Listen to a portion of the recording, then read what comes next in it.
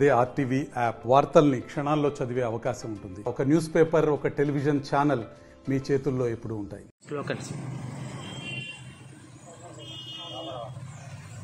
లాభాల వాట వెంటనే లాభాల వాట వెంటనే లాభాల వాట వెంటనే 35% లాభాల వాట 35% లాభాల వాట రిస్క్ పై ఇన్కమ్ ట్యాక్స్ స్వంతింటి కళ మెడికల్ బోర్డులో అన్ఫిట్ చేయకుండా ఫిట్ ఫర్ జాబ్ ఇచ్చిన వాళ్ళని వెంటనే మెడికల్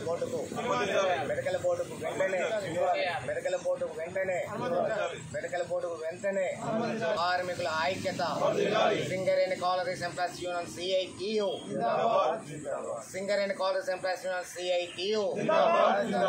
థ్యాంక్ యూ.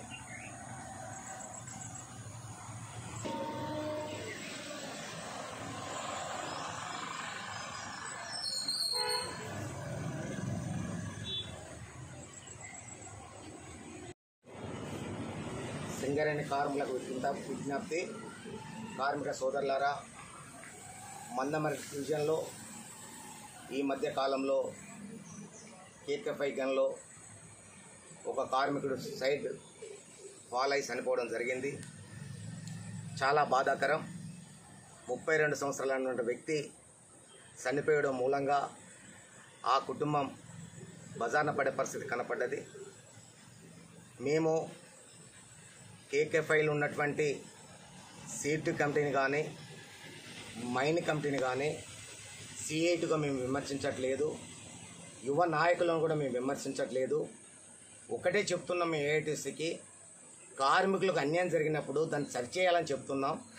గుర్తింపు సంఘంగా మీరు ఉన్నారు కాబట్టి, మీరు మాట్లాడే అర్హత మీకు ఉంది కాబట్టి, మీ మాటలు మేనేజ్మెంట్ తప్పనిసరి ఇంతదైన భావనతోనే మీకు అప్పీల్ చేస్తున్నామే తప్ప మేము AITCని INTCని ఇతర సంఘాలు కించపరిచే విధంగా మేము మాట్లాడట్లేదు.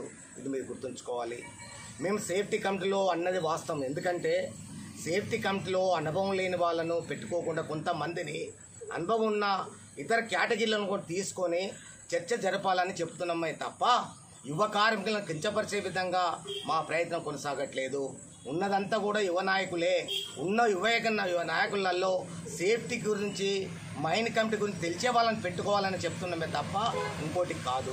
ఇంకో విషయం, ఇవాళ 6 షిఫ్టీలో KK5లో నడిచినప్పుడు మీరు సేఫ్టీ కమిటీ ఉన్నప్పుడు ఎప్పుడైనా మీ సేఫ్టీ కమిటీలో ఈ 6 షిఫ్టులు బంద్ చేయండి అని మీరు మినిట్స్లో రాయించారా? ఒకవేళ మేనేజర్ గారికి వినకపోతే మీరు డైరెక్ట్ మైన్ సేఫ్టీకి ఏమైనా చెప్పారా? మరి ఇది చేయవలసిన బాధ్యత మీలో ఉంది. అది చేయలేరన్న ఉద్దేశాన్ని మేము మాట్లాడమే తప్ప ఇంకోటి కాదు. 6 షిఫ్టీలు వద్దు, 3 షిఫ్టులు ముద్దని మీరు నినాదాలు చేశారు. మేము దాన్ని కూడా మేము వ్యతిరేకిస్తున్నాం. ఇక ముందు కూడా ఏ గనిలో కూడా మిడిల్ షిఫ్ట్ చేసినప్పుడు సరైనటువంటి సేఫ్టీ లేకుండా పనిచేయడం జరుగుతుంది.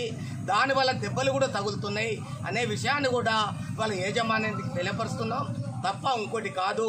ఒక కార్మికుడు నష్టపోయిన తర్వాత ఆ యొక్క కుటుంబం అతలాకుతమయ్యే పరిస్థితి ఉంటుంది.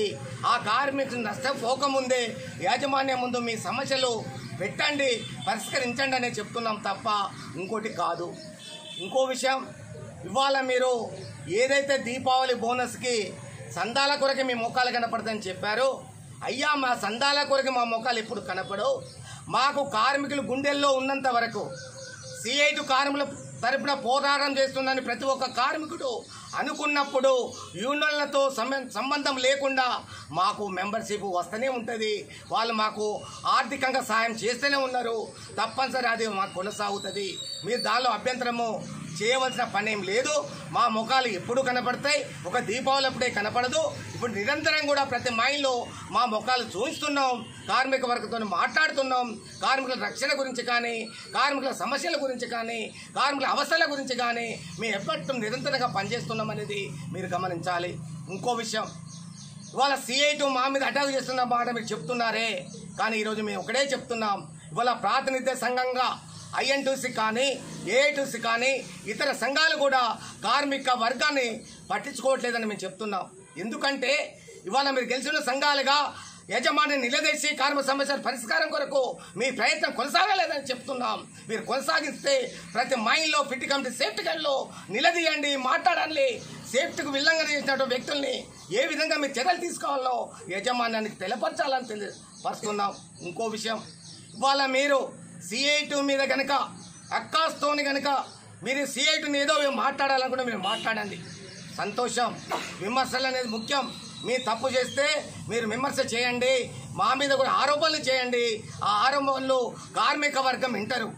కార్మిక వర్గం విన్న తర్వాత CI2 కరెక్టా, A2 కరెక్టా, IN2 కరెక్టా అనే మాటను వాళ్ళు నిర్ధారణ చేసుకొని వాళ్ళు సమస్యలకు ఇవాళ ముందుంటున్నారనే విషయాన్ని కూడా వాళ్ళు పరిగణలోకి తీసుకొని వాళ్ళ ప్రయత్నం కొనసాగుతుందని కూడా తెలియపరుస్తున్నాం.